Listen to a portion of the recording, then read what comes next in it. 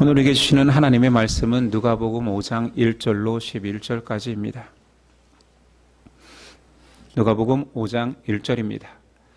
무리가 몰려와서 하나님의 말씀을 들을새 예수는 게네사렛 호숫가에 서서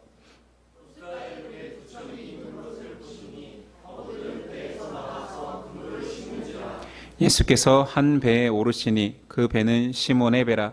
육지에서 조금 떼기를 청하시고 앉으사 배에서 무리를 가르치시더니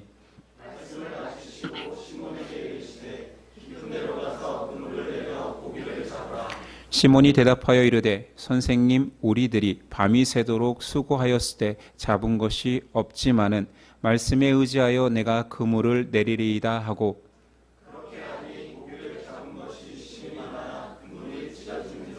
이에 다른 배에 있는 동무들에게 손짓하여 와서 도와달라 하니 그들이 와서 두 배의 채움에 잠기게 되었더라.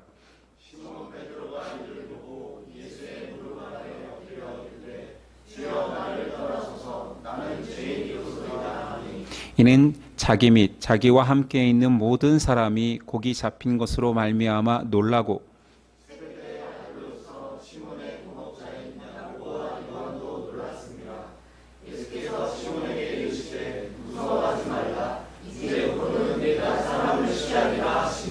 함께 읽습니다. 그들이 배들을 육지에 대고 모든 것을 버려두고 예수를 따르니라. 아멘. 말씀의 제목은 예수님의 부드러운 부르심.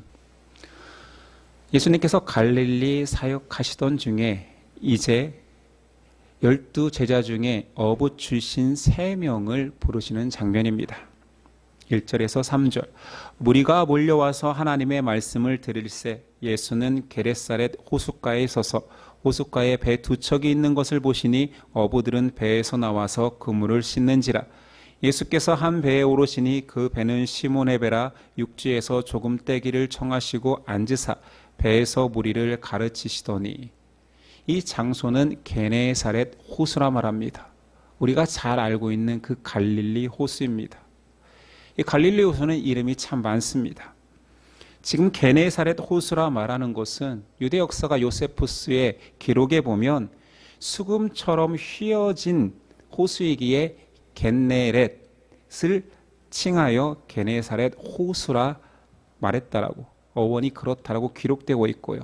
구약에는 이 갈릴리 호수를 긴네렛이라고 민수기 34장에 기록되어 있는데 그것은 그 호수 근방에 구약시대에 강한 요새와 같은 긴네렛 주변에 지역 이름을 따서 호수라 명하였고, 또 요한복음에 보니 디베랴 호수도 이 갈릴리 호수입니다. 헤롯이 정권을 잡은 이후에 로마 황제에게 잘 보이기 위하여서 갈릴리 호수 근방에 도시를 하나 건설하고 로마 왕제 티베리우스의 이름을 따서 디베랴라고 명명하였고 그 땅 주변의 호수이니까 디베랴 호수라 불리었습니다. 그리고 또 갈릴리 호수를 갈릴리 바다라고도 칭하는데 이것은 히브리어 호수 바다 공이 얌이라는 단어를 쓰기 때문에 겸하여 써서 호수 바다 번역할 때 그렇게 들어온 것입니다. 실제로 이 갈릴리 호수는 주변 둘레만 54km래요. 굉장히 크죠. 뭐 위에 아래는 20km가 넘는다. 길이만 20km가 넘는다 하니 가히 호수 같지 않은 게 당연합니다. 저는 갈릴리 호수는 가보지 않았지만 케냐에 있을 때 갈릴리 호수보다 훨씬 더 큰 빅토리아 호수에 가본 적이 있습니다. 가서 처음에 본 것은 이게 호수야. 빅토리아 호수는 대한민국 땅의 70% 크기입니다. 그러니까 지도에서 보면 그냥 나라 같아요. 한 나라의 크기만큼 지도에서도 보일 만큼. 그러니 그곳에 처음 갔을 때 멀리 유조선 같은 게 보여요. 이게 호수야? 누가 봐도 바다라고 여길 만큼 큰 호수도 있습니다. 고대 유대인들에게 이 갈릴리 호수는 그냥 바다라 칭해도 아무 거리낌이 없을 정도였죠. 이곳 호숫가에, 바닷가에 군중들과 함께 예수님이 오셔서 말씀을 전하시는데 베드로의 배에 올라 앉으셔서 말씀을 가르치십니다. 근데 이 내용은 공관복음, 공통된 관점을 보고 같은 자료를 쓴 세 복음서에 다르게 묘사되어 있습니다. 마태, 마가에는 예수님께서 홀로 찾아오십니다. 근데 여기는 군중과 함께 오셔서 말씀을 전하시잖아요. 마태, 마가에서는 우리가 앞에서 보았던 베드로 장모 치유가 나중에 있으나 우리는 벌써 그 사건을 본 이후에 베드로를 만나는 장면을 보고 있습니다. 마태, 마가에서는 4명의 어부를 부르는 장면이 나오지요. 거기에는 오늘 말씀은 3명인데 베드로의 형제 안드레가 빠져 있습니다. 마태복음 4장과 1장의 내용은 이렇습니다. 갈릴리 해변에 다니시다가 두 형제 베드로라 하는 시몬과 그 형제 안드레가 바다에 금을 던지는 것을 보시니 그들은 어부라. 말씀하시되 나를 따라오라. 내가 너희를 사람을 낚는 어부가 되게 하리라 하시니 그들이 곧 그물을 버려두고 예수를 따르니라. 굉장히 결론만 간략하게 요약되어 있지요. 또한 요한복음에 보면 베드로가 예수님을 처음 만나는 장면이 묘사되어 있습니다. 형제 안드레가 세례 요한의 소개에 의해서 예수님을 만나보고 감명을 받아 형에게 찾아가 형, 와 보라. 내가 메시아를 본 것 같다라고 소개하는 장면이 나오지요. 그러니 베드로는 지금 예수님을 만나는 이 장면이 첫 장면이 아닌 것입니다. 요한복음을 근거로 이 시간 순서대로 좀 배열해 본다라면 안드레의 소개로 베드로가 예수님을 만나게 되었습니다. 그리고 예수님을 알게 된 그 베드로의 마음속에 저분은 뭔가 다르다라고 여겼겠지요. 그리고 마태, 마가의 그 장면이 지금 물고기를 잡는 장면하고 다른 걸로 본다라면 예수님이 그 바닷가에 홀로 찾아오셔서 4명의 제자를 부르시는 겁니다. 예수님, 그러니까 베드로는 그때 제자됨을 헌신했을 수도 있습니다. 그러니까 갈릴리에서 복음 전하다가 베드로의 집에 방문한 것이지요. 장모의 열병을 치유해 주시고, 그런데 어찌된 이유에서인지 베드로가 다시 생업으로 돌아가 물고기를 잡고 있습니다. 아마도 첫 번째 예수님의 만남이 강력하고 장모의 열병까지 치유해 주는 예수님을 따르다가 실족하거나 또는 다시 일반적인 마음으로 돌아가서 이내 제자의 길을 포기하고 생업에 종사하고 있을 때 예수님이 다시 찾아오신 걸로 볼 수도 있습니다. 우리는 흔히 예수님이 제자들을 거둘 때 아주 간략하게 묘사되어 있기 때문에 세리 앞에 지나가시면서 세리장인 와라 따르고, 물고기 잡고 있는데 와라 하니 따른 것처럼 묘사되잖아요. 말씀은 그거밖에 없으니까 아무 노력 없이 우연히 전능성을 발휘해서 너 내가 찍었으니 나를 따르라 하면 모두 다 전능성에 사로잡혀 따라온 것처럼 보기 쉽지만 그것이 아니라는 거지요. 예수님 복음을 열정적으로 전하시고 사람을 사랑하시기에 밤이 새도록 치유해 주시는 그런 사역 속에서 제자들을 얻었습니다. 베드로가 첫 번째 만남이든 두 번째 만남이든 예수님께서 베드로를 향하여서 베드로가 일하고 실족한 그곳에 찾아가셨다라는 거지요. 오늘 말씀에 보면 예수님이 군중에게 말씀을 전하는 사역이 주가 아니라 오히려 그들은 따라오니 말씀을 전해주셨을 뿐이지 오히려 베드로를 만나러 온 목적이 더 큰 것처럼 보입니다. 말씀을 선포한 후에 군중들의 반응이 적혀 있지 않습니다. 앞에서는 말씀을 전하면 군중들이 놀랐더라 이런 표현들이 있는데 바로 예수님이 베드로에게 행동을 취하시는 장면이 강조되죠. 그리고 상상해 보십시오. 군중이 많다고 해서 바닷가에 배를 띄우고 배가 두 척이 있고 두 척만 있었겠습니까? 아침 조업을 밤새 조업을 마치고 돌아온 배들이 얼마나 많았겠습니까? 근데 구태여 베드로의 배에 올라서셔서 띄워라. 그리고 말씀을 전하십니다. 아니 해변에서 배에 꼭 올라가는 것이 더 효과적이었을까요? 어떤 이들이 이렇게도 말해요. 아침이 되었으니 해풍이 불 것이다. 해풍은 바다에서 육지로 부는 것이니 말씀을 전하면 바람을 타고 더 널리 퍼지니까.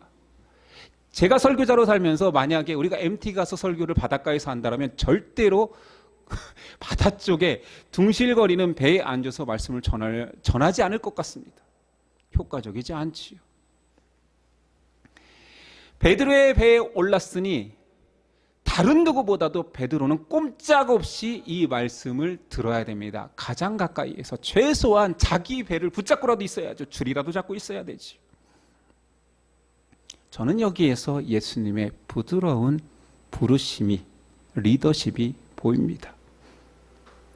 첫 번째 부르심이 어떤, 두 번째 부르심이 어떤, 예수님은 권능을 행할 수 있기에 실족하고 밤새 조업을 실패한 베드로에게 가서 바로 이적을 행하고 나를 다시 따르라 말씀할 수 있었지만 그렇게 하지 않습니다. 군중과 함께 우연히 들른 것처럼, 말씀을 전하기 위해서는 네 배가 필요한 것처럼 빌려달라 하시고 올라서시고 말씀을 전하십니다. 그런데 가장 가까이에서 말씀을 들을 수밖에 없는 사람이 베드로인 거지요. 말씀을 경청할 수 있는 토대를 마련하신 이후에 그를 완전히 말씀으로 녹이고 그리고 확신할 수 있는 이적을, 순종을 요구하는 모습이 보이고 있습니다. 말씀을 가르치시기를 마치신 예수님은 그물을 다시 던지라 말합니다. 어부들은 이미 아침이 되어서 그물을 씻고 있었습니다.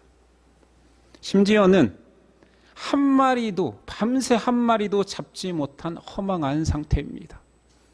아무리 예수님이지만 베테랑 어부에게 목수 예수님께서 깊은 데에 가서 그물을 던져라.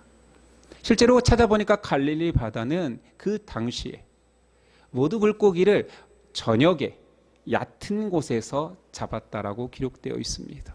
이 상식이었던 거지요. 근데 예수님은 비상식이에요. 해가 떴는데, 그리고 멀리 깊은 데서, 아니 지금처럼 뭔가 어업기술이 발달해서 깊은 데에 그물을 내릴 만큼, 그리고 막 바닥을 훑을 만큼 쌍끌이 어선이 아니잖아요. 비상식적이고 이해할 수 없는 그 명령을 시킨 겁니다. 다 씻어놨는데. 그럼에도 불구하고 베드로는 순종합니다. 5절, 시몬이 대답하여 이르되 선생님, 우리들이 밤이 새도록 수고하였을 때 잡은 것이 없지만은 말씀에 의지하여 내가 그물을 내리리이다. 이것을 굉장히 긍정적인 순종으로 보는 분들이 많습니다. 근데 저는 앞에 말을 토를 달았다는 것 자체가 그렇게 지금 긍정적인 것 같진 않아요. 선생님, 우리들이 밤새 수고하였지만은 그럼에도 불구하고 당신이 시키시니 해보겠습니다. 저는 그럼에도 불구하고를 놓고 싶습니다. 아직도 거리껴지는 거예요. 아예 안 잡힐 텐데 그럼에도 불구하고. 이 그럼에도 불구하고는 두 가지로 해석될 수 있습니다. 내키지 않지만, 내가 하기 싫음에도 불구하고, 그럼에도 불구하고 당신이 권위 있고 나는 약한 자이니 해보겠습니다라는 잘못된 태도의 그럼에도 불구하고가 있고요. 오늘 그런 태도는 아닌 것 같아요. 자, 나는 아직 이해가 되지 않지만 말씀을 선포하고 나의 인생에 들어와서 장모의 열병을 치유해 준 그 예수님, 수많은 기적을 본 예수님, 당신을 신뢰하니 내 뜻은 아닌 것 같지만 그럼에도 불구하고 당신을 신뢰하니 순종해 보겠습니다. 이것인 거지. 똑같은 결론이지만, 행함이 있지만 태도는 전혀 다릅니다. 성숙한 믿음은 순종으로 만들어집니다. 그래서 믿음의 동의어에 가까운 말이 순종입니다. 순종을 연습하는 자들이, 순종을 쌓아가는 자들이 성숙한 자요 좋은 믿음의 사람입니다. 그렇다면 믿음의 사람은 순종이 쉬울까요? 아니요, 그건 또 아닙니다. 왜냐하면 믿음이 좋을수록 하나님이 더 큰 순종을 요구하기 때문이죠. 아브라함이 그 예입니다. 어렵게 얻은 아들 이삭을 어떻게 번제로 드립니까? 그래서 고난, 믿음이 좋은 사람의 결론은 자기 뜻대로는 할 수 없잖아요. 하나님께 순종해야 되지만 이게 그럼에도 불구하고가 계속 겉돌다가 결국에는 나를 내려놓고 포기하고 하나님 뜻을 따르기로 합니다. 그때 하는 말은 주의 뜻대로 하옵소서. 난 잘 모르겠어요. 저는 확신이 없어요. 저는 아닌 것 같아요. 그러나 주의 뜻대로 하옵소서. 이 기도를 드린 대표적인 사람은 예수님입니다. 마지막 겟세마네 동산에서 기도할 때 이 잔을 내게서 옮기시옵소서. 그럼에도 불구하고 내 뜻대로 하지 마옵시고 당신의 뜻대로 되기를 원하나이다. 하나님께 순종하면 역사는 이루어집니다. 6절. 그렇게 하니 고기를 잡은 것이 심이 많아 그물이 찢어지는지라. 베드로의 순종은 놀라운 결실을 맺습니다. 그리고 열매는 베드로를 넘어서 주변인에게까지 영향을 미칩니다. 저는 이것을 제 스스로 명명하기를 영적 천동설이라 말합니다. 세상이 하나님을 잘 믿는 사람 중심으로 돈다라는 표현입니다. 설이니까 주장이죠. 영적 천동설 이런 말은 없습니다. 그러나 저는 그렇게 주장합니다. 창세기 12장 2절이야. 하나님께서 아브라함에게 약속하신 거지요. 내가 너로 큰 민족을 이루고 내게 복을 주어 내 이름을 창대하게 하리니 너는 복이 될지라. 너를 축복하는 자에게는 내가 복을 내리고 너를 저주하는 자에게는 내가 저주하리니 땅의 모든 족속이 너로 말미암아 복을 얻을 것이니라 하신지라. 아브라함이 천동설의 중심입니다. 부족하지만 제 간증을 약간만 가미한다면 저희 어머니는 교회에서 실족하고 교회를 오랫동안 미워했습니다. 그리고 성실한 불자로 사셨습니다. 그런 어머니를 전도하기 위해서 12년을 기도했지만 대쪽 같으셨죠. 그러나 제가 처음으로 목사가 되겠다라는 말을 했을 때 어머니 입에서 아들이 목사가 되겠다라면 내가 교회에 다녀야겠군 하시면서 자기 발로 교회에 나가셨습니다. 아버지에게 전도하면 아버지는 항상 이렇게 말씀했습니다. 너희 엄마가 교회 가면 갈게. 어머니가 교회에 나가셨으나 이 전 뺀질이 신앙이라고 하는데 이분은 또 말을 바꿉니다. 술을 끊으면 갈게. 이런 핑계가 되게 많아요. 그렇게 교회를 다니시던 아버지가 교통사고로 의식을 잃었습니다. 제가 급히 내려가서 처음 아버지가 눈 뜨자마자 아버지가 저를 보고 하신 말씀은 아들이 목사여서 살려주셨나 보다. 교회 나가야겠다. 그 발로 나가셨습니다. 결혼하기 전에 아내는 동생과 살고 있었습니다. 동생이 이제 우리가 이 집을 처분하고 케냐로 가야 되는데 결혼하자마자 우리는 케냐로 갔으니까요. 공무원 시험을 준비하던 처남이 굉장히 걸렸어요. 근데 굉장히 음주 가무를 좋아하는 그 형제는 이렇게 공부해서는 누가 봐도 합격하기 힘들 거라 여겼습니다. 그런데 합격을 덜컥 해버린 거예요. 어찌된 영문인지 물었지요. 이상하다, 이 실력으로 붙을 수가 없는데 솔직히 얘기합니다. 영어가 너무 자신 없었는데 영어 지문을 몇 개를 택해서 그냥 답만 외웠대요. 지문 시작과 답만 외웠대요. 근데 몇 개를 외우면 모든 지문이 다 나왔대요. 불가능한 일입니다. 이게 가능한 일이라면 다 그렇게 공부하겠지요. 이 고백을 듣자마자 저는 그런 생각을 했습니다. 우리 부부가 케냐 가기로 하니 우리가 제일 마음에 두고 있던 이 처남을 하나님께서 해결하셨구나. 이 고백을 우리 선교를 도와주기로 한 자매에게 했더니 이런 일이 있어라고 했더니 처남을 알거든요. 자윤이가 너희 덕분에 공무원 됐네. 저와 똑같은 고백을 하더라고요. 제가 이런 고백을 앞에서 자주 하지 않는 이유는 신앙을 복의 개념으로만 바라볼까 봐, 기복주의로 흐를까 봐 얘기를 자주 하는 것은 아닙니다. 그러나 분명한 것은 믿음의 사람은 축복의 통로입니다. 그를 통하여서 세상이 돌아갑니다. 아브라함을 축복하는 자에게 축복하고 너를 저주하면 저주할 거야. 네가 복이거든. 하나님이 약속하셨습니다. 하나님의 축복은 전이현상이 나타납니다. 6, 7절. 그렇게 하니 고기를 잡는 것이 심히 많아 그물이 찢어지는지라 이에 다른 배에 있는 동무에게 손짓하여 와서 도와달라 하니 그들이 와서 두 배의 채움에 잠기게 되었더라. 한 사람의 믿음의 순종은 주변을 축복으로 인도합니다. 하나님이 은혜에 주시는 양은 차고 넘치기 때문이지요. 남음이 있습니다. 놀라운 축복은 사람들에게 모두 다 경험되어지게 합니다. 자, 만약 오늘 베드로의 그 어획량 대박이라는 그 축복이 우리에게 오늘날 이루어진다면, 신앙인에게 이루어진다면, 자, 한번 가정해 봅시다. 나에게 이루어졌어요. 또는 신앙인에게 이루어졌어요. 그의 다음 행동은 무엇일까요? 생각해 보셨습니까? 1번. 객관식으로 물어볼게요. 베드로와 같이 예수님을 경외하며 따른다. 2번. 그 놀라운 대박을 팔아 주변의 배와 그물을 사들여 더 큰 대박을 노린다. 객관식인데 선지가 2개밖에 없습니다. 뭐 고민할 것도 없지요. 많은 사람들이 수주대토, 한 번 잡힌 토끼를 또 기다리는 거예요.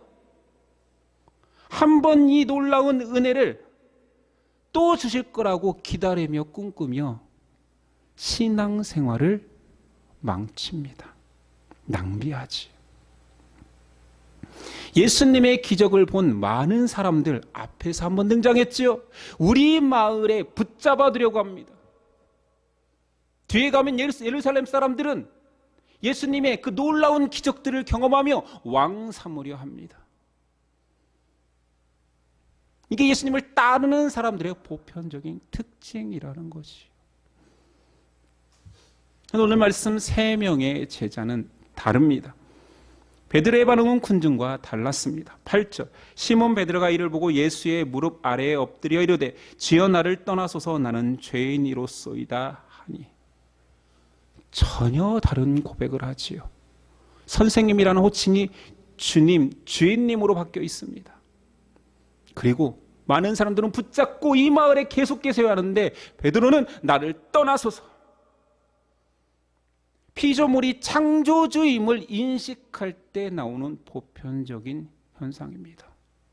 더러운 죄인이 거룩한 주인을 만나면 하는 첫 마디가 나를 떠나소서입니다. 그 경외감을 견딜 수가 없거든요. 나의 더러움과 추함이 다 드러나기에 울며 떠나기를 간구할 수밖에 없습니다. 회심했다 하는 자들, 예수님을 만났다 하는 모든 자들이 그런 고백이 있지 않습니까? 1995년 8월 몽산포 바닷가에서 저도 그랬기에 지금 이 자리에 있을 수 있습니다. 야고보와 요한도 태도가 다릅니다. 10절이야.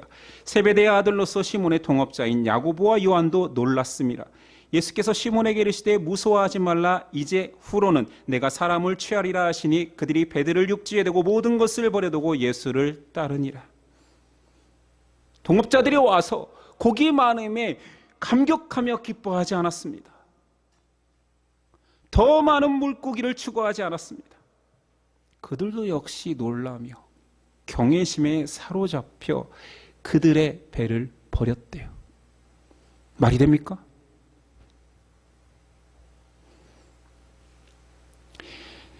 어부가 배를 버렸다라는 거, 조그만 하찮은 조각배를 하나 버렸다고 생각하기 십상인데 고대 사회입니다.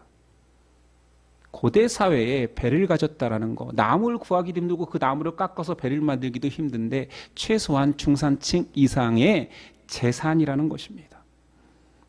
그것을 기꺼이 버릴 만큼 오늘 만난 예수님이 보석처럼 더 귀히 보이더라는 것이지요. 창조주를 인식한 피조물의 당연한 반응은 경외심 가운데 두렵고 그리고 그분을 따르려는 마음이 생깁니다. 그렇지 않겠어요?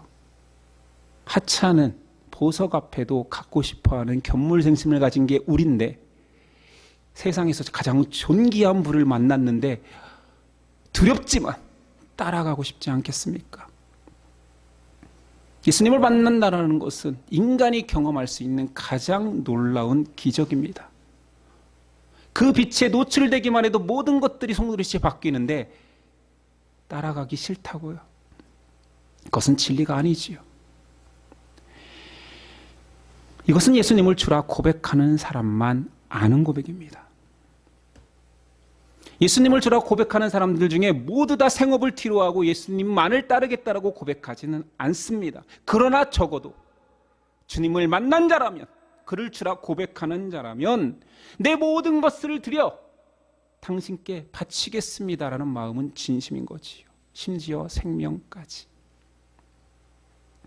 오늘 말씀 예수님께서 베드로를 부르는 장면입니다. 예수님은 먼저 말씀으로 베드로를 녹이시고 설득하십니다.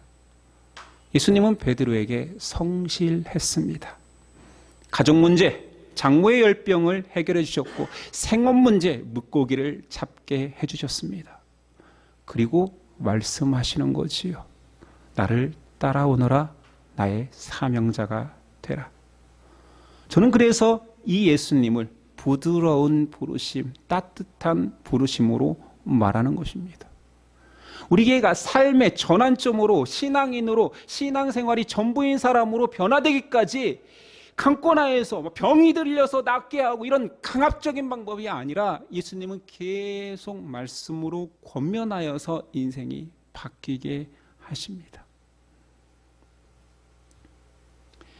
신앙인이라면 누구나 변화를 꿈꿉니다. 이것조차 없다라면 아직 믿음이 안 들어온 것이죠. 구도자입니다.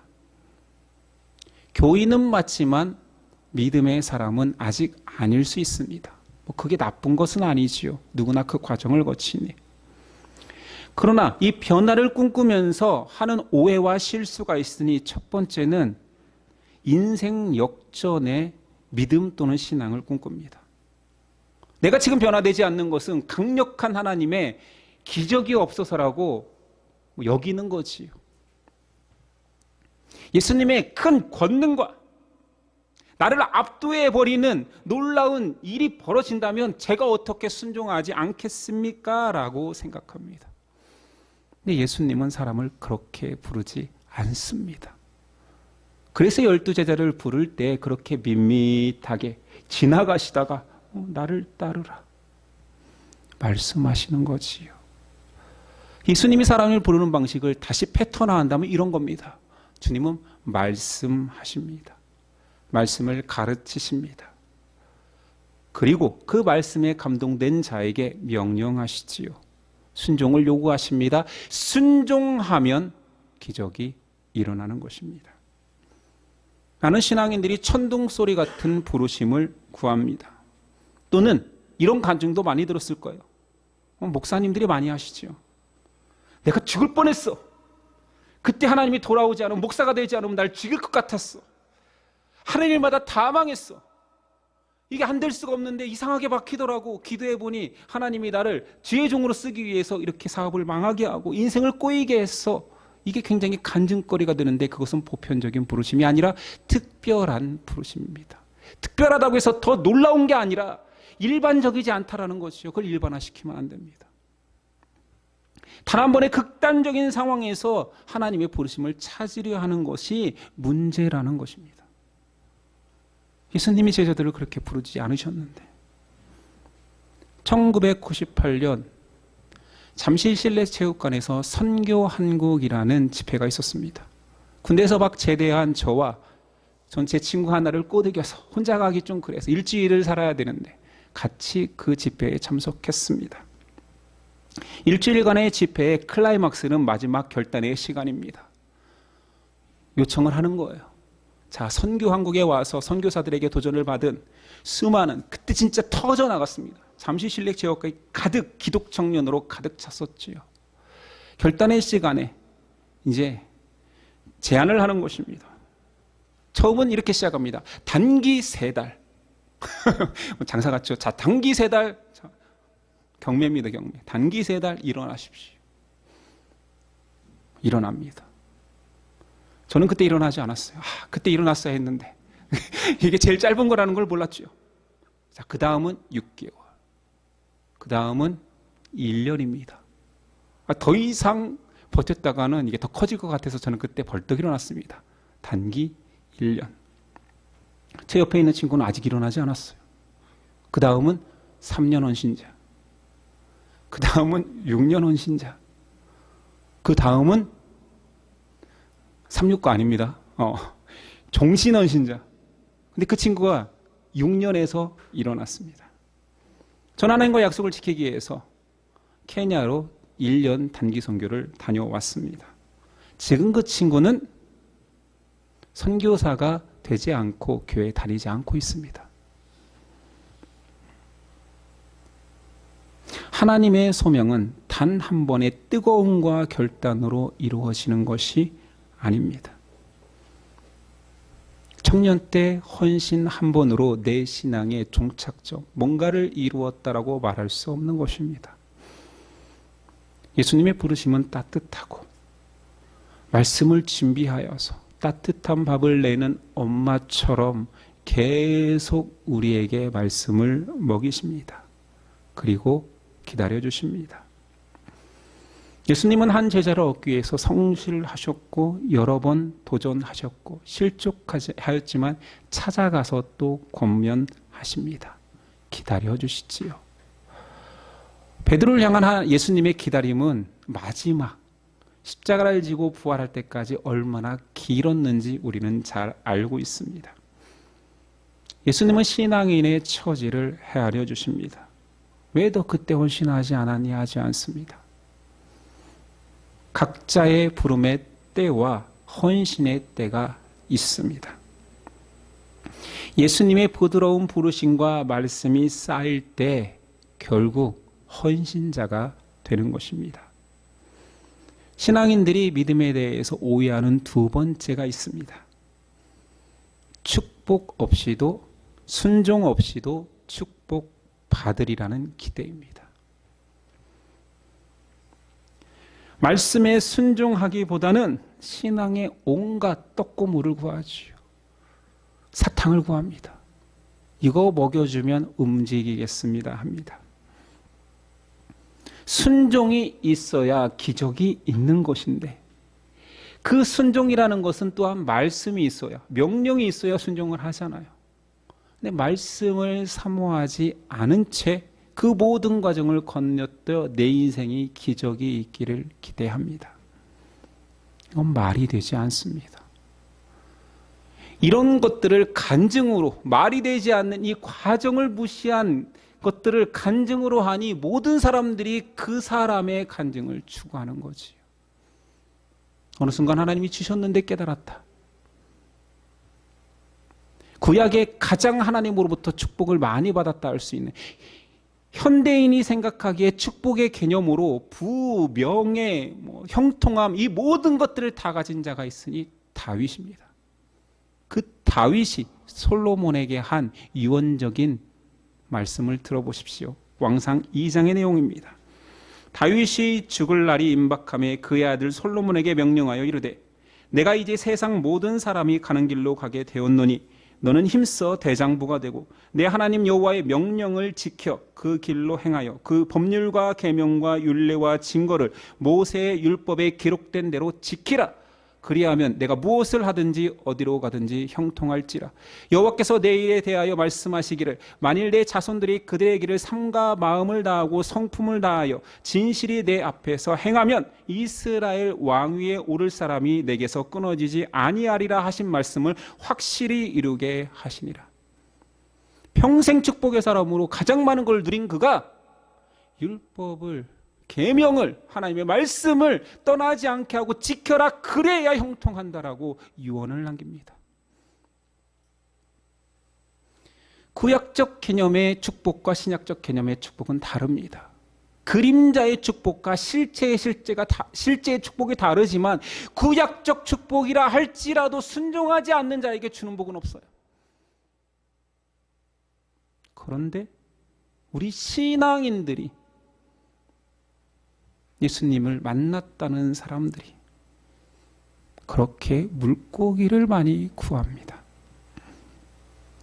예수님을 만나면 피조물은 인생이 변하게 되어 있습니다. 당연한 거지요. 그런데 반응은 나뉠 수 있습니다. 그 예수님을 만나 인생을 하나님께 드리며 헌신하고 순종하는데 애쓰는 복의 근원이 되는 자가 있는가 하면 예수님의 기적만을 추구하는 자로 살다가 그 기적이 멈추는 순간 예수님의 따르는 길도 포기합니다. 우리 인생에 모두 예수님이 찾아오십니다. 성실하고 부드럽게 말씀하시며 오십니다. 우리를 구원의 백성으로 삼아 주셨습니다. 그러면 여러분은 어떻게 살겠습니까? 복, 기적을 구하는 인생이 되겠습니까? 예수님을 잠잠히 따르겠다라고 예수님의 소명대로 살기를 꿈꾸는 자가 되겠습니까? 예수님을 이용해서 나 형통을 꿈꾸는 사람이 되겠습니까? 나를 부르신 그분의 뜻대로 살아가는 것이 내 인생의 목적이 되겠습니까? 지금 우리는 하나님의 사람, 부르심을 받은 자로 말씀을 구하고 순종을 택하는 그 길을 하루하루 살아가고 있습니까? 저 여러분은 수많은 군 중에 서지 아니하고 택한 자의 길을 걸어가는 하나님의 사람 되기를 소망합니다. 기도하겠습니다.